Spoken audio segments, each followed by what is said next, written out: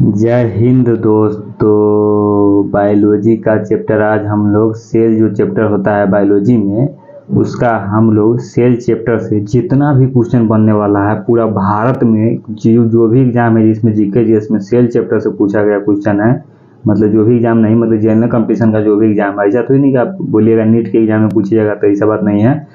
मतलब general competition का जो भी एग्जाम है सभी के लिए सेल चैप्टर से इस ऑब्जेक्टिव से बाहर नहीं जाएगा, इसका हम गारंटी दे रहे हैं आपको।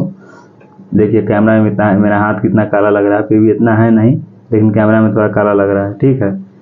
ऐसे थोड़ा अच्छा लगता है तो थोड़ा इसीलिए पेन का यूज करते हैं। उंगली का यूज करेंगे तो देखिए कितना काला लगा था। छोड़िए बात सब, ये तो अपना ये तो बात हो गया। दूसरा अभ्यास प्रश्न है फॉर गारंटेड रिजल्ट, मतलब गारंटी है इसका कि सेल चैप्टर से आपको एक भी क्वेश्चन नहीं छूटेगा। इसको पूरा आप याद कर लीजिएगा, लाइन बाय लाइन इसको पूरा रट जाना है, पूरा पचा लेना है। कैसे भोरे भोरे खाते हैं दाल भात सब्जी तो पच जाता है 2 घंटा में, वैसे इसको 2-3 घंटा में याद करके पूरा पचा देना है। तो चलिए दोस्तों हम लोग स्टार्ट करते हैं। इसका गारंटी ले रहे हैं हम दोस्तों, पूरा गारंटी है कि आपको एक बार बता दिए तो उसको आप सिर्फ फॉलो करिए आप, क्योंकि ये जो PDF है ये ऐसे ही नहीं आ गया है।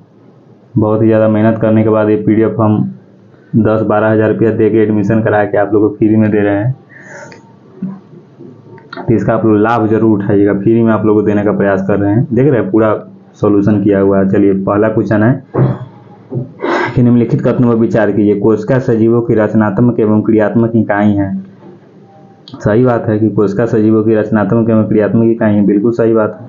कोशिका क्या सजीवों की रचनात्मक एवं क्रियात्मक इकाई है। कोशिका के अभाव में सजीवों के शरीर का निर्माण संभव नहीं है, बिल्कुल सही बात है। उपयुक्त में से कौन सा कथन सही है, तो दोनों सही है। कोशिका के अभाव में सजीवों के शरीर का निर्माण संभव नहीं है, दोनों सही है, ठीक है। चलिए हो गया पहला क्वेश्चन क्लियर हो गया आपका। कोशिका सजीव, कोशिका हर एक सजीव कोशिका से बना हुआ है। कोशिका जो अंगूठा है देख रहे हैं उंगली ये सब कोशिका से बना हुआ है, ये सभी में, ठीक है। तो सजीव मतलब हम लोग जो जीव जिसके पास प्राण है उसके रचनात्मक मतलब रचना किया हुआ है और क्रिया किया हुआ है, क्रियात्मक इकाई है, तो सही बात हो गया। कोशिका के अभाव में सजीव के शरीर का निर्माण संभव नहीं है। अगर कोशिका नहीं रहेगा तो सजीव का जो शरीर का जो निर्माण हो रहा है, ये अंगूठा देख रहे हैं, किसी का निर्माण यह संभव ही नहीं है। या दूसरा क्वेश्चन है कोशिका के किस भाग को सम्मिलित रूप से साइटोसोम कहा जाता है। कोशिका के किस भाग को सम्मिलित रूप से साइटोसोम कहा जाता है। दूसरा नंबर क्वेश्चन है कि कोशिका के किस भाग को सम्मिलित रूप से साइटोसोम कहा जाता है। तो देखिए यहाँ पे आंसर, थोड़ा इसको जूम कर लेते हैं।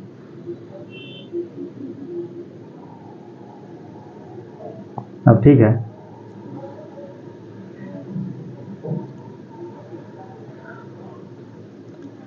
कोशिका के किस भाग को सम्मिलित रूप से साइटोसोम कहा जाता है। तो इनमें से सभी को सम्मिलित रूप से साइटोसोम कहा जाता है। कोशिका के किस भाग को सम्मिलित रूप से साइटोसोम कहा जाता है, तो कोशिका झिल्ली, कोशिका द्रव की स्थित कोशिका, ये सभी को साइटोसोम कहा जाता है। कोशिका के किस भाग को सम्मिलित रूप से साइटोसोम कहा जाता है, तो कोशिका झिल्ली, कोशिका द्रव स्थित कोशिका, इनमें से सभी, मतलब सभी को साइटोसोम कहा जाता है। समझ गया, ठीक है दोस्तों।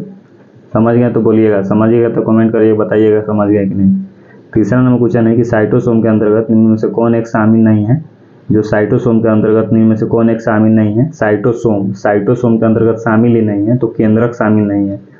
जो केंद्रक होता है, कोशिका का जो केंद्रक होता है वो साइटोसोम के अंतर्गत शामिल ही नहीं। केंद्रक इसका राइट आंसर हो जाएगा, केंद्रक। और जितना भी बिहार पुलिस दरोगा में है, खासकर दरोगा के लिए बहुत ज़्यादा इंपॉर्टेंट, आपको पता ही होगा कि दरोगा बैच में कहाँ पढ़ने जाते हैं।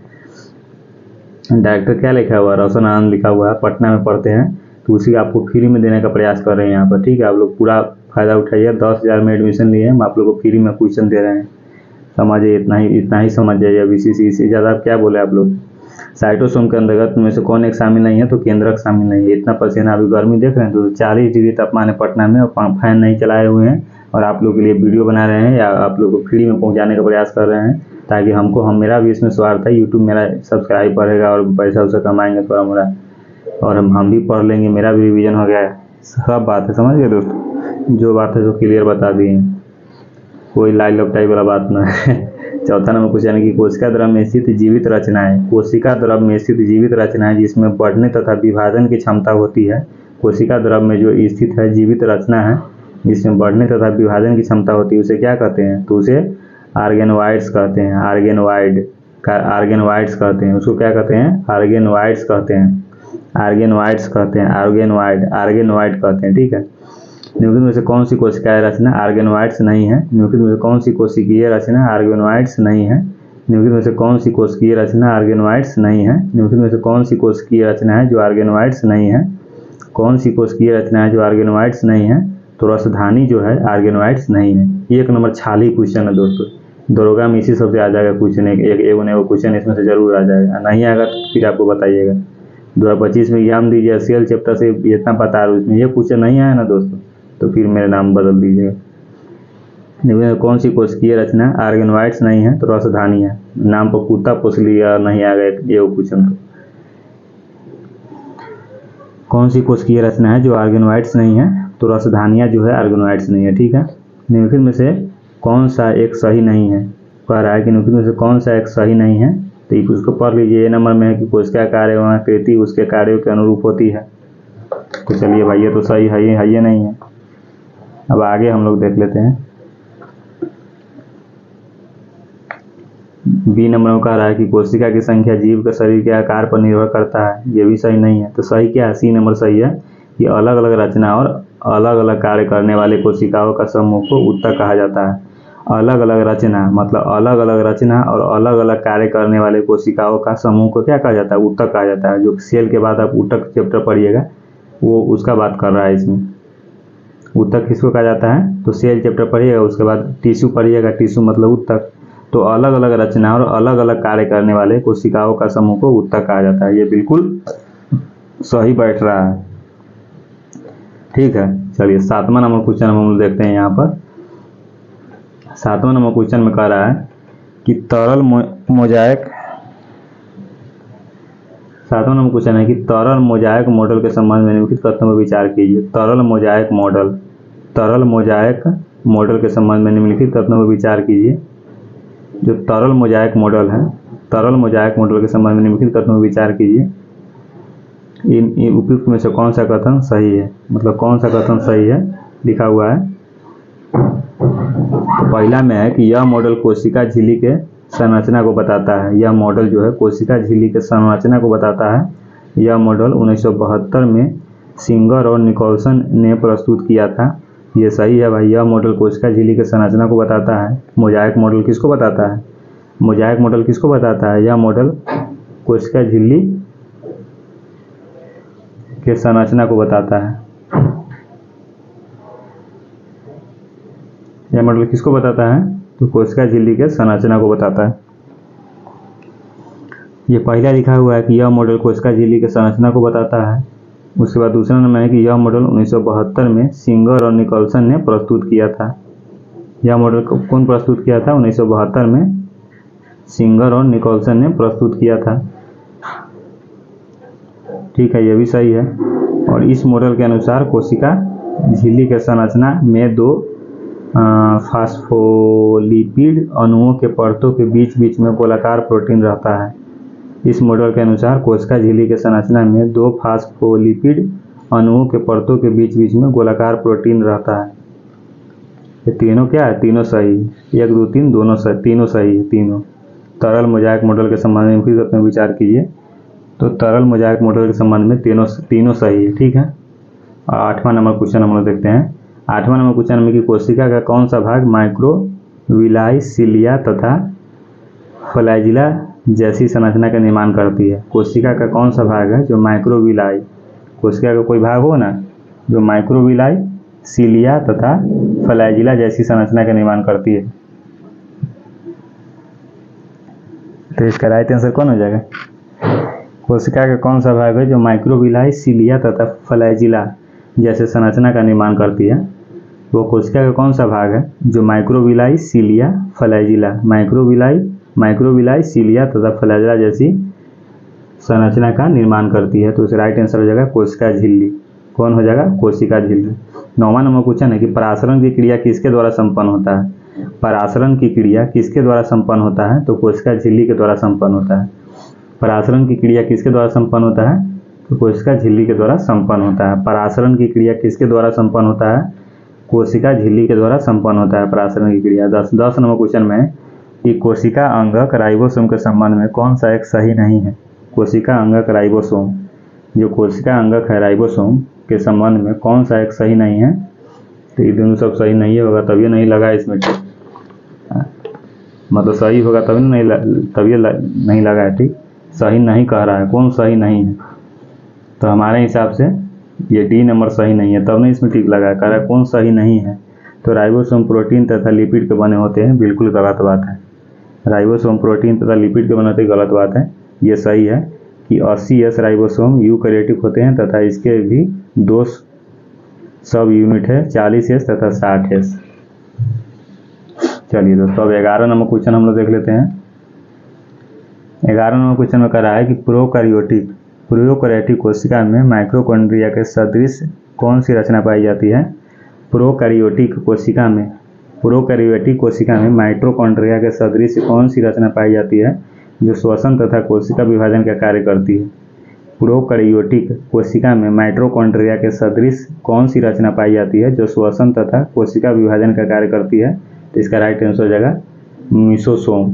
राइट आंसर हो जाएगा मीसोसोम। एक बार और समझ लेते हैं क्वेश्चन को कि प्रोकैरियोटिक कोशिका कौन कोशिका होता है। कोशिका एक होता है यूकैरियोटिक, एक होता है प्रोकैरियोटिक।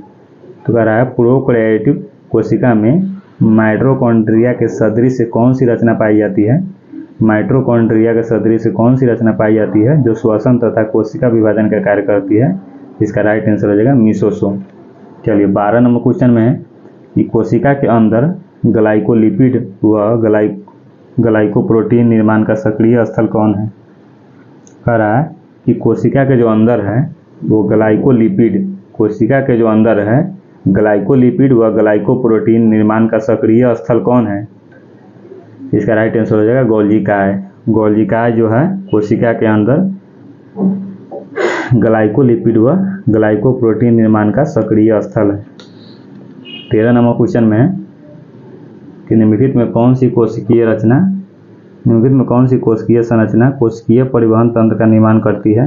निम्नलिखित में से कौन सी कोशिकीय संरचना कोशिकीय परिवहन तंत्र का निर्माण करती है तथा केंद्रक से कोशिका द्रव में आनुवंशिक पदार्थों को ले जाने का पथ बनाती है। निम्नलिखित में से कौन सी कोशिकीय संरचना है जो कोशिकीय परिवहन तंत्र का निर्माण करती है तथा केंद्रक से कोशिका द्रव के आनुवंशिक पदार्थों को ले जाने का पथ बनाती है। तो कौन बनाती है, तो अंतर्द्रव्य जालिका। इसका राइट आंसर हो जाएगा अंतर्द्रव्य जालिका। ठीक है दोस्तों, अब 14 नंबर क्वेश्चन देखते हैं हम लोग। निम्नलिखित तथ्यों पर विचार कीजिए, मतलब उपयुक्त में से कौन सही है। कह रहा है पहला में चिकनी अंतर्द्रव्य जालिका ACR प्रोटीन के संश्लेषण तथा स्रवण में भाग लेती है, बिल्कुल गलत बात है। खुरदुरी अंतर्द्रव्य जालिका RER लिपिड तथा इट्रियाइड के संश्लेषण में सहायक होती है, ये भी गलत बात है। ना तो एक ना ही दो, कौन सही है, तो ना तो एक सही है ना ही दो सही है। 15 नंबर क्वेश्चन में कि कोशिका का अचल संपत्ति किसे कहा जाता है। कोशिका का अचल संपत्ति किसे कहा जाता है। जो कोशिका का है जो अचल संपत्ति किसे कहा जाता है, तो न्यूक्लिक अम्ल को कोशिका का अचल संपत्ति कहा जाता है। कोशिका का अचल संपत्ति किसे कहा जाता है। कोशिका का अचल संपत्ति किसे कहा जाता है, तो न्यूक्लिक अम्ल को कहा जाता है। कोशिका का अचल संपत्ति किसे कहा जाता है, न्यूक्लिक अम्ल को कहा जाता है। कोशिका का अचल संपत्ति किसे कहा जाता है, न्यूक्लिक अम्ल को कहा जाता है। ठीक है दोस्तों, यहाँ पर 16 नंबर क्वेश्चन में है कि निम्नलिखित कथनों में विचार कीजिए, उपयुक्त में से सही कथन है। तो माइटोकॉन्ड्रिया कोशिका में पाए जाने वाले सबसे बड़े अंगक होते हैं, सही बात है। माइटोकॉन्ड्रिया जो है वो कोशिका में पाए जाने वाले सबसे बड़ा अंगक है। दूसरा में कि हरित लवक को कोशिका का रसोई घर कहा जाता है, ये भी बिल्कुल सही बात है। हरित लवक को कोशिका का रसोई घर कहा जाता है, बिल्कुल सही बात है। अब है कि गोल्जिकाय को कोशिका के अणुओं का ट्रैफिक कंट्रोलर कहा जाता है। गोल्जिकाय को कोशिका के अणुओं का ट्रैफिक कंट्रोलर कहा जाता है। गोल्जिकाय को कोशिका के अणुओं का ट्रैफिक कंट्रोलर कहा जाता है। 1 2 3 क्या है, ये तीनों सही है। गोल्जिकाय को कोशिका के अणुओं का ट्रैफिक कंट्रोलर कहा जाता है, उपयुक्त में से सही कथन है, मतलब तीनों सही है। ठीक है दोस्तों, तीनों सही है। देख रहे हैं दोस्तों, ज्ञान बिंदु GS अकेडमी, इसी का नोट है। आपको क्वेश्चन से मतलब है, फिर भी आप समझ लीजिए। 17 नंबर क्वेश्चन है कि निम्नलिखित कथनों पर विचार कीजिए, उपयुक्त में से कौन सा कथन सही है। तो डीएनए को आनुवांशिक पदार्थ कहा जाता है, बिल्कुल सही बात है। डीएनए को आनुवांशिक पदार्थ कहा जाता है। डीएनए को क्या कहा जाता है, आनुवांशिक पदार्थ कहा जाता है। डीएनए को आनुवांशिक पदार्थ कहा जाता है। और जीन को आनुवांशिक इकाई कहा जाता है, ये भी बिल्कुल सही बात है। डीएनए को आनुवांशिक पदार्थ कहा जाता है और जीन को आनुवांशिक इकाई कहा जाता है। डीएनए को आनुवांशिक पदार्थ कहा जाता है और जीन को आनुवांशिक इकाई कहा जाता है। तो क्या है ये, 1 2 दोनों सही है। उपयुक्त में से कौन सा का सही है, तो 1 2 दोनों सही है, ठीक है। चलिए 18 नंबर, आप लोग के लिए इतना पसीना चुहा रहे हैं क्या, इतनी गर्मी है लेकिन बहुत ज़्यादा। 18 नंबर क्वेश्चन है कि कोशिका के अंदर निम्नलिखित में से कौन सा कार्य गोल्जिकाय द्वारा नहीं किया जाता है। कोशिका के अंदर निम्नलिखित में से कौन सा कार्य है जो गोल्जिकाय द्वारा नहीं किया जाता है। तो अंतःकोशिकीय पाचन। कोशिका के अंदर निम्नलिखित में से कौन सा कार्य है जो गोल्जिकाय द्वारा नहीं किया जाता है। तो अंतःकोशिकीय पाचन गोल्जिकाय द्वारा नहीं किया जाता है। कोशिका के अंदर निम्नलिखित में से कौन सा कार्य है जो गोल्जिकाय द्वारा नहीं किया जाता है। तो अंतःकोशिकीय पाचन गोल्जिकाय द्वारा नहीं किया जाता है, ठीक है। निम्नलिखित में से कौन सा विकल्प सही सुमेलित नहीं है। ये सही सुमेलित है। कोशिका का पावर हाउस माइटोकॉन्ड्रिया, बिल्कुल सही है। सबसे बड़ा अंगक लवक, सबसे बड़ा अंगक लवक। आत्महत्या थैली लाइसोसोम, ये सही नहीं है। पोलैंड कण स्फीरोसोम, ये सही नहीं है। 20 नंबर क्वेश्चन में है कि निम्नलिखित में कौन सा अर्ध स्वायत्त कोशिकांग है। निम्नलिखित में कौन सा अर्ध स्वायत्त कोशिकांग है। निम्नलिखित में कौन सा अर्ध स्वायत्त कोशिकांग है। तो ए बी दोनों जो है अर्ध स्वायत्त कोशिकांग है। हरित लवक और माइटोकॉन्ड्रिया अर्ध स्वायत्त कोशिकांग है, ठीक है। 21 नंबर क्वेश्चन में है कि प्रोकैरियोटिक कोशिका में किस कोशिका अंग का अभाव रहता है। प्रोकैरियोटिक, वो होता है यूकैरियोटिक, वो होता है प्रोकैरियोटिक। तो प्रोकैरियोटिक कोशिका में किस कोशिका अंग का अभाव रहता है। प्रोकैरियोटिक कोशिका में किस कोशिका अंग का अभाव रहता है। प्रोकैरियोटिक कोशिका में किस कोशिका अंग का अभाव रहता है। 1 2 3 और 4।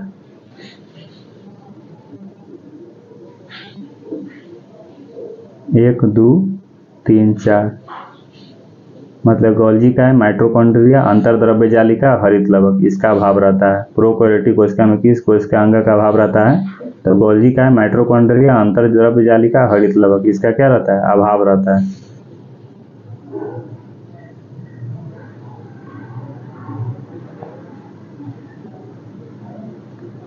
चलिए 22 नंबर क्वेश्चन में है कि निम्नलिखित में से कौन सी रचनाएं पादप कोशिका में पाए जाते हैं परंतु जंतु कोशिका में नहीं। कौन सा रचना है जो पादप कोशिका में पाया जाता है लेकिन जंतु कोशिका में नहीं पाया जाता है। निम्नलिखित में से कौन सी रचना है जो पादप कोशिका में पाए जाते हैं परंतु जंतु कोशिका में नहीं पाया जाता है। तो इनमें से सभी रचना है जो पादप कोशिका में पाए जाते हैं, जंतु कोशिका में नहीं पाए जाते हैं। पादप का मतलब क्या हुआ यहाँ पर, पादप का मतलब हो गया पौधा। पौधा को वैज्ञानिक से पादप नाम दे दिया हुआ है। कौन सी रचना है जो पादप कोशिका में पाए जाते हैं परंतु जंतु कोशिका में नहीं पाया जाता है। तो पादप कोशिका में लवक पाया जाता है, कोशिका भित्ति पाया जाता है, बड़ी रिक्तिका पाया जाता है। बड़ी रिक्तिका, लवक पाया जाता है, कोशिका भित्ति पाया जाता है, बड़ी रिक्तिका पाया जाता है। इनमें से कौन सी रचना जंतु कोशिका में पाए जाते हैं परंतु पौधों की कोशिका में नहीं। कौन सी रचना है जो जंतु कोशिका में पाए जाते हैं परंतु पौधों की कोशिका में नहीं। वो पौधा था, अब जंतु आ गया, मतलब हम लोग की कोशिका में कौन सी रचना पाया जाता है। कौन सी रचना जंतु कोशिका में पाए जाते हैं, पौधे की कोशिका में नहीं। निम्नलिखित में से कौन सी रचना जंतु कोशिका में पाए जाते हैं परंतु पौधे की कोशिका में नहीं। तो जंतु कोशिका में कौन पाया जाता है, सेंट्रोसोम। जंतु कोशिका में पाए जाते हैं परंतु पौधे की कोशिका में नहीं। तो सेंट्रोसोम जंतु की कोशिका में पाया जाता है। सेंट्रोसोम कौन सी रचना है जो जंतु कोशिका में पाए जाते हैं परंतु पौधे की कोशिका में नहीं। तो सेंट्रोसोम जंतु की कोशिका में पाया जाता है। सेंट्रोसोम जंतु कोशिका में पाया जाता है, ठीक है। 24 नंबर क्वेश्चन है कि कोशिका सिद्धांत किसने प्रस्तुत किया था। कोशिका सिद्धांत किसने प्रस्तुत किया था। कोशिका सिद्धांत किसने प्रस्तुत किया था। कोशिका सिद्धांत किसने प्रस्तुत किया था। तो स्लाइडेन तथा स्वान, स्लाइडेन तथा स्वान कोशिका सिद्धांत प्रस्तुत किया था। कोशिका सिद्धांत किसने प्रस्तुत किया था, स्लाइडेन तथा स्वान। कोशिका सिद्धांत किसने प्रस्तुत किया था। तो स्लाइडेन तथा स्वान जो है वैज्ञानिक का नाम है, स्लाइडेन तथा स्वान, ये भी कोशिका सिद्धांत प्रस्तुत किए थे, ठीक है दोस्तों। 25 नंबर क्वेश्चन है कि कोशिका सिद्धांत के अनुसार कोशिका विभाजन में मुख्य स्पष्टीकर्ता की भूमिका कौन निभाता है। कोशिका सिद्धांत के अनुसार कोशिका विभाजन में मुख्य स्पष्टीकर्ता की भूमिका कौन निभाता है। कोशिका सिद्धांत के अनुसार कोशिका विभाजन में मुख्य स्पष्टीकर्ता की भूमिका कौन निभाता है, तो केंद्रक निभाता है। ठीक है दोस्तों, केंद्रक निभाता है। कोशिका सिद्धांत के अनुसार कोशिका विभाजन में मुख्य स्पष्टीकर्ता की भूमिका कौन निभाता है, तो केंद्रक निभाता है। क्या वो क्वेश्चन हम लोग पढ़ लिए यहाँ पर 25 क्वेश्चन पढ़ लिए सेल चैप्टर का। इसमें है क्वेश्चन कितना पता है आपको, इसीलिए तो बोले एक भी नहीं छूटेगा। 137 वो सेल का क्वेश्चन है, तो 25 को हम लोग पढ़ चुके हैं। पसीना भी बहुत ज़्यादा आ रहा है, क्या करें।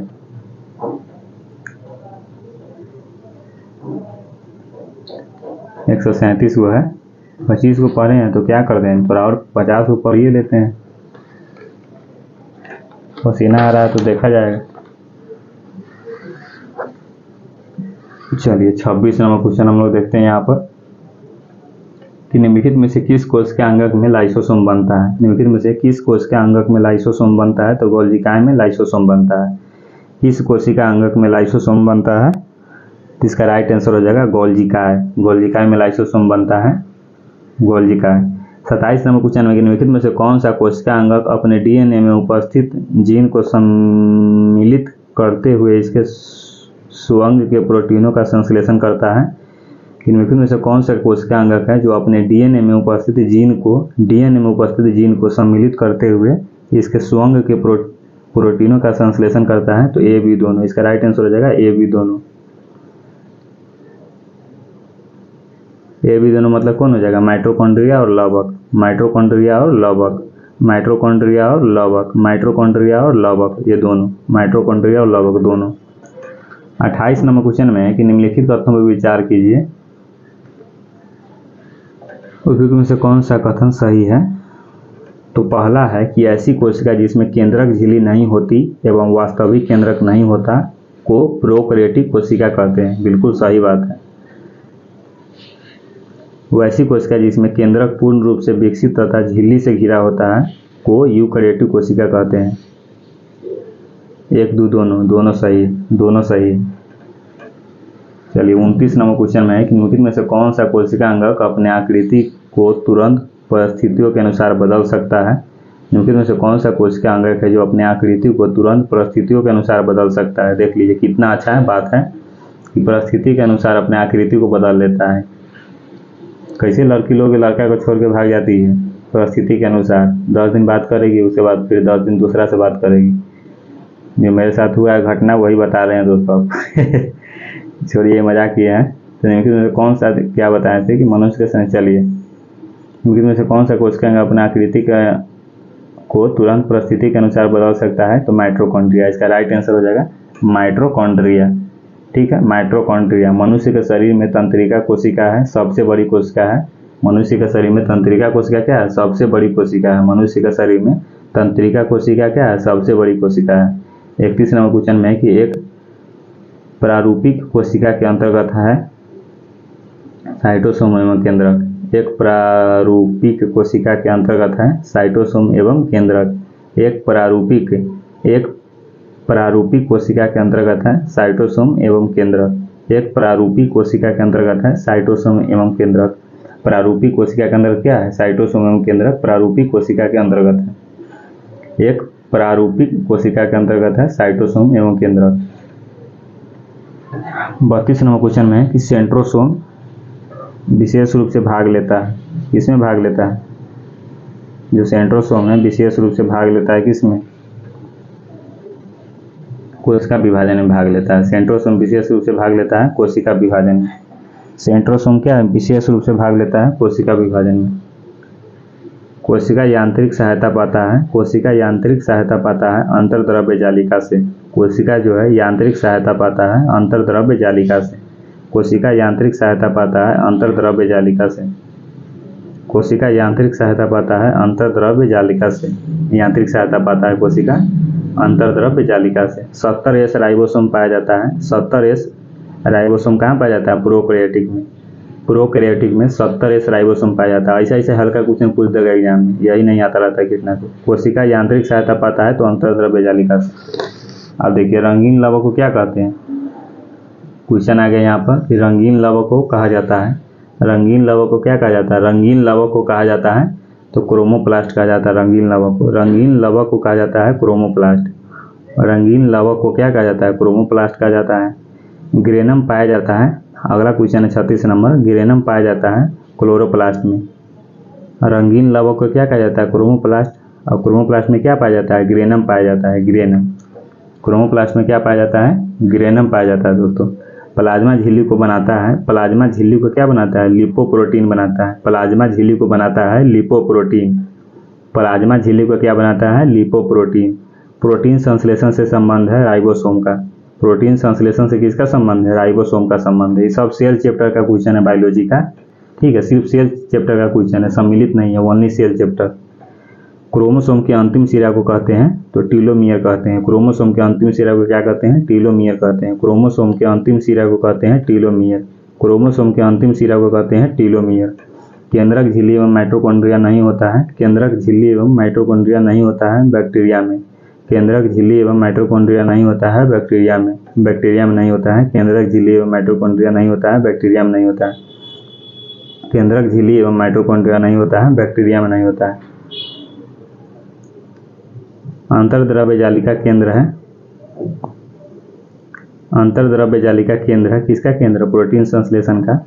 अंतर्द्रव्य जालिका केंद्र है प्रोटीन संश्लेषण का, अंतर्द्रव्य जालिका केंद्र है प्रोटीन संश्लेषण का केंद्र, अंतर्द्रव्य जालिका केंद्र है प्रोटीन संश्लेषण का। 42 नंबर क्वेश्चन में निम्नलिखित में किसकी अनुपस्थिति से पादप कोशिका जंतु कोशिका से भिन्न है।